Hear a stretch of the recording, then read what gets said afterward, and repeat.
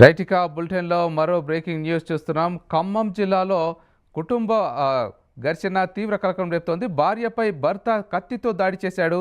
ఈ యొక్క ఘటన ఖమ్మం జిల్లాలో చోటు చేసుకుంది. అయితే ఖమ్మం జిల్లా వేంసూరులో భార్యపై భర్త కత్తితో దాడి చేశాడు. తీవ్ర గాయాలతో ఆసుపత్రిలో భార్య చికిత్స పొందుతుంది.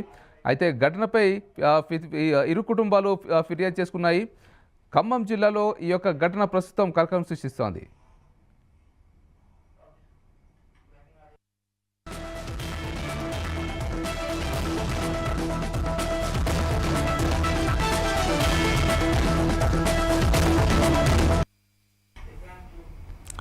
బులెటిన్లో మరో బ్రేకింగ్ న్యూస్ చూస్తున్నాం. ఖమ్మం జిల్లాలో కుటుంబ ఘర్షణ కలకలం రేపుతోంది. అయితే కుటుంబ కలహాలతో భార్యపై భర్త కత్తితో దాడి చేశాడు. దీనిపై ఇరు కుటుంబాలు ఫిర్యాదు చేసుకున్నాయి.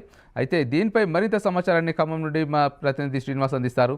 శ్రీనివాస్, చెప్పండి, ఈ యొక్క కుటుంబ కలహాలకు సంబంధించి మరిన్ని అప్డేట్స్ ఏంటి? కిరణ్, ఈ ఖమ్మం జిల్లా వేంసూరు మండలంలో ఈ ఘటన జరిగింది. ముఖ్యంగా భార్యపై ఈ భర్త అంటే కుటుంబ తగాదాల నేపథ్యంలో భార్యపై కత్తితో దాడి చేయడంతో తీవ్ర గాయాలైంది. ముఖ్యంగా వేంసూరు మండలం లింగపాలెం గ్రామంలో భార్యాభర్తల మధ్య ఘటన ఈ తీవ్ర వివాదానికి దారి చేసింది. ఈ మర్లపాడు దగ్గర ఒక డాబాలో పనిచేస్తున్న భార్య మాధవ్పై నాగరాజు కత్తితో దాడి చేసి తీవ్రంగా గాయపరిచాడు. ఈ దాడిలో మాధవి చేతికి గాయాలయ్యాయి, భుజం మీద గాయాలయ్యి ఆమెను చికిత్స నిమిత్తం ఖమ్మం ప్రభుత్వ ఆసుపత్రికి తరలించారు.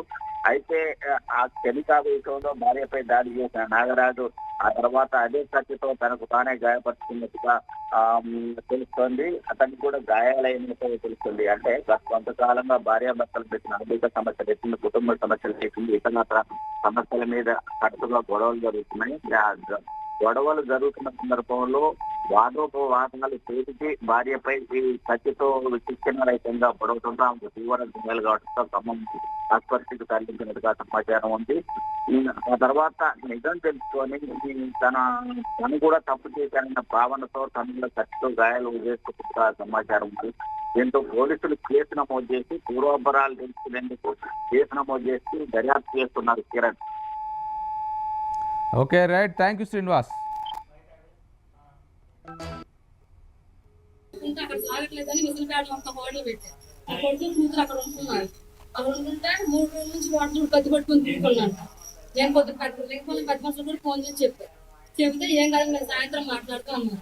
సందకాడు పిల్లడు మా పిల్లడు బయట చదువు కోసం కడుతుంటే అక్కడ చూసి ఆ కూడా మన ఫ్యామిలీ మొత్తం ఆ పక్కన రోడ్డు సొంత లైట్లు ఉన్నవి మట్టి రోడ్డు కూర్చుని మల్లెపాడులో వాటర్ అటు పక్కన నుంచి కత్తిచ్చి నా బిడ్డ మీద పంపించి నరికి ఆ కత్తి పెట్టి ఆడే కాళ్ళు దోసుకున్నాడు. నేను అంత వచ్చిన ఇక్కడ నుంచి వచ్చిన తిరుగుతాడు వాటర్ చుట్టూ వాళ్ళిద్దరు. నా కొత్త వెళ్ళిపోమండం పిల్లోడు అమ్మవాడు నా దగ్గర ఉంటాడు, పిల్ల ఆమె దగ్గర ఉంటాను. వాటర్లో ఉంటే నేను బతకలేనని చెప్పి 10 రోజుల కింద ఆయన మాకు ఫోన్ చేసినప్పుడు నా బిడ్డను నేను చంపుకొని ఆల్రెడీ ఒకసారి కొట్టి తలకాలు వాళ్ళు కొడితే ట్రైన్ స్టేషన్లో కేసు పెట్టిన. నేను కేసు పెట్టాను, పంపించొద్దన్నారు. అసలు నేనే ఏమో పిల్లలు ఉన్నారని 2 పిల్లలు ఉన్నారని పంపించాను. మొన్న మళ్ళీ కొడితే మళ్ళీ ఇంకొచ్చి వాటర్ ఆడ పెట్టుకున్నాను, నా దగ్గర పెట్టుకున్నాను. సముద్రాన్ని వాళ్ళ నాన్న వాళ్ళ అక్క ఇద్దరు వాళ్ళ అమ్మ వాళ్ళ మేనల్ని మొత్తం వాటర్ కత్తి పట్టుకొని తిరుగుతున్నారు. రోజు 10 రోజులు తిరుగుతున్నారు కత్తి పట్టుకుని. ఇలా సన్నంత పని చేసి చంపడానికి వచ్చాడు.